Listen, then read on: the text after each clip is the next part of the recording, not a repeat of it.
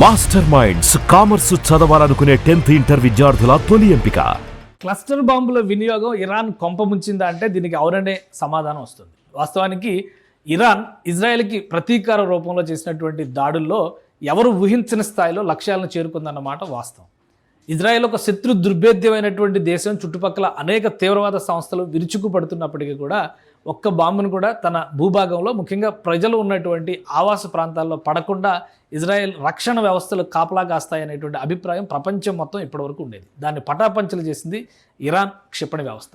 Iran ప్రయోగించినటువంటి బాంబులు, క్షిపణులు వరుసగా ఇజ్రాయెల్లో ఉన్నటువంటి సైనిక స్థావరాలని, కీలకమైనటువంటి రాజధాని టెల్ అవీవ్ని కూడా తాకాయి. 1200 కిలోమీటర్ల రేంజ్లో ఉన్నటువంటి క్షిపణుల్ని అప్పటి వరకు ప్రయోగించింది. అయితే ఈ నెల 19వ తేదీన జరిగినటువంటి ఒక పరిణామం ఇరాన్ని విపరీతంగా చిరాకు పెట్టింది. అందులో కీలకమైనటువంటి అంశం, మొదటి రోజు నుంచి ఇజ్రాయెల్ చెబుతున్నటువంటి మాట, అణుస్థావరాలని ధ్వంసం చేస్తామనేటువంటి మాట చెబుతూ వాటిపైన రకరకాల రూపాల్లో విరుచుకుపడేటువంటి ప్రయత్నం చేసింది. కీలకమైనటువంటి రక్షణ ప్రధాన కార్యాలయాన్ని, రక్షణ మంత్రిని, ఆర్మీ చీఫ్ ఆఫ్ ఆర్మీ స్టాఫ్ని, అలానే అనేక మంది కీలకమైన సైనిక అధికారుల్ని ఇజ్రాయెల్ సైనిక దాడుల్లో మట్టుపెట్టింది. అయితే తర్వాత జరిగినటువంటి దాడులు 18, 19లో జరిగినటువంటి దాడులు అరాక్ ప్రాంతంలో ఉన్నటువంటి ఇరాన్ రక్షణ స్థావరాలపైన పెద్ద ఎత్తున విరుచుకుపడ్డాయి.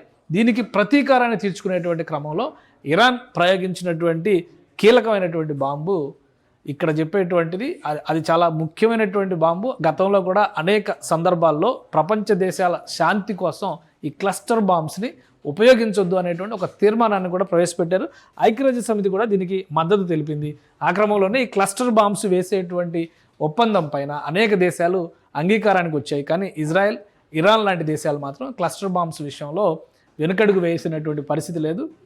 సో మొదటిసారిగా ఇజ్రాయెల్ పైన క్లస్టర్ బాంబ్స్ని ప్రయోగించింది ఇరాన్. క్లస్టర్ బాంబ్స్ ప్రత్యేకత ఏంటంటే కొన్ని బాంబుల్ని క్షిపణి రూపంలో తయారు చేసి వాటిని ప్రయోగిస్తారు. అవి భూమార్గం చేరేటువంటి క్రమంలో, అంటే ఆకాశం నుంచి భూమికి చేరేటువంటి క్రమంలో కొన్ని వందల బాంబులుగా విడిపోయి విచక్షణారహితంగా దాడి చేస్తాయి. అంటే ఆ దాడిలో ఎవరైనా కానీ ప్రాణాలు కోల్పోయేటువంటి ప్రమాదం ఉంటుంది. ముఖ్యంగా ప్రజలు కానీ, ప్రజలకు సంబంధించినటువంటి ఆవాసాలు కానీ దేనికి కూడా తరతమ భేదం ఉండదు. విధ్వంసం సృష్టించడం మాత్రం ఖాయంగా మారిపోయేటువంటి బ్లాస్టింగ్ మెథడాలజీ ఇది.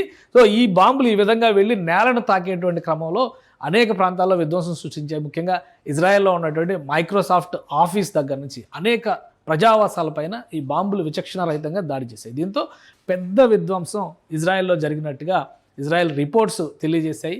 ఇమీడియట్గా తేరుకునేటువంటి ప్రయత్నం చేస్తూనే ఇజ్రాయెల్ అమెరికాకి సమాచారం ఇచ్చేటువంటి ప్రయత్నం చేసింది. ఎందుకంటే ఇజ్రాయెల్ వేసినటువంటి బంకర్ బస్టర్ బాంబులు ఏవి కూడా అణుస్థావరాలను పెద్దగా తాకినటువంటి దాఖలాలు లేవు. ఉపరితలం పైన ఉన్నటువంటి నిర్మాణాలను మాత్రమే ధ్వంసం చేశాయనేది మొసాద్ ఇచ్చినటువంటి రిపోర్ట్. ఆ రిపోర్ట్ని అమెరికాతో షేర్ చేసుకున్న తర్వాత అమెరికాని యుద్ధంలో ఎంటర్ కావాల్సిందిగా ఇరాన్ పైన బాంబులు వర్షం కురిపించాల్సిందిగా ఇజ్రాయెల్ కోరింది. కానీ అమెరికా ఆచితూచి వ్యవహరించి ఆపరేషన్ మిడ్ నైట్ హ్యామర్ పేరుతో ఒకేసారి B-2 బాంబర్స్ని పంపించింది. మొదటిసారిగా 2002 తర్వాత భారీ ఎయిర్ ఫ్లీట్ని అమెరికా ఇరాన్ దిశగా పంపించింది. దీంతో భారీ విధ్వంసం సృష్టించాయి. 3 నగరాలని నేలమట్టం చేశాయి. అణుస్థావరాలను పూర్తిగా ధ్వంసం చేశాయి. భూగర్భంలో ఉన్నటువంటి నిర్మాణాలను కూడా విధ్వంసం పాలు చేసినట్టుగా అమెరికా ప్రకటించింది.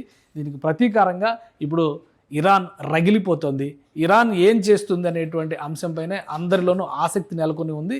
ఇజ్రాయెల్కి ప్రతీకారంగా కొన్ని క్షిపణులకు సంబంధించినటువంటి ప్రకటనలు కూడా ఇరాన్ చేసింది. ఎందుకంటే 1200 కిలోమీటర్ల రేంజ్ ఉన్నటువంటి బాలిస్టిక్ మిసైల్స్ని ఉపయోగించింది. అంతకంటే 2400 కిలోమీటర్స్ రేంజ్ ఉన్నటువంటి ఇతర బాలిస్టిక్ మిసైల్స్ కూడా ఉపయోగించేందుకు ఇరాన్ సిద్ధమవుతుందన్న సమాచారం వచ్చిన తర్వాత ఇజ్రాయెల్ ఆ క్షిపణి ప్రయోగ కేంద్రాల మొత్తాన్ని కూడా, లాంచ్ ప్యాడ్స్ అన్నింటిని కూడా ధ్వంసం చేసినట్టుగా ఇరాన్ ప్రకటించింది. ప్రస్తుతం ఇరాన్ ఏ విధంగా ప్రతీకారం తీర్చుకోబోతోంది అనేది ప్రపంచం మొత్తం ఆసక్తిగా ఎదురు చూస్తున్నటువంటి అంశం. అమెరికా దుడుకు చర్యకు పాల్పడిందని చెప్పని రష్యా, చైనా లాంటి దేశాలు ఖండిస్తున్నాయి. యూరోపియన్ యూనియన్ మాత్రం దీనిపైన పెద్దగా ఇంకా స్పందించలేదు. సో అమెరికాలో కూడా ప్రజాస్వామ్యవాదులు ఆందోళనలు చేస్తున్నటువంటి పరిస్థితి ఉంది. ఇరాన్ చేయబోయేటువంటి ప్రతీకార దాడి, అమెరికా ఫాలో అప్ యాక్షన్, ఈ రెండింటిపైనే ఈ యుద్ధం 3వ ప్రపంచ యుద్ధంగా మారుతుందా లేదా అనే అంశాలపైన ఆధారపడి ఉంటుందని యుద్ధరంగ నిపుణులు హెచ్చరిస్తున్నారు. అయితే అమెరికా చేసినటువంటి విధ్వంసంలో మాత్రం ఇరాన్ కుదేలైపోయింది అనేటువంటి సంకేతాలు మాత్రం స్పష్టంగా వస్తున్నాయి. సుమన్ టీవీలో మీ పర్సనల్ అండ్ బిజినెస్ ప్రమోషన్స్ కోసం కింది నెంబర్కి కాంటాక్ట్ చేయండి.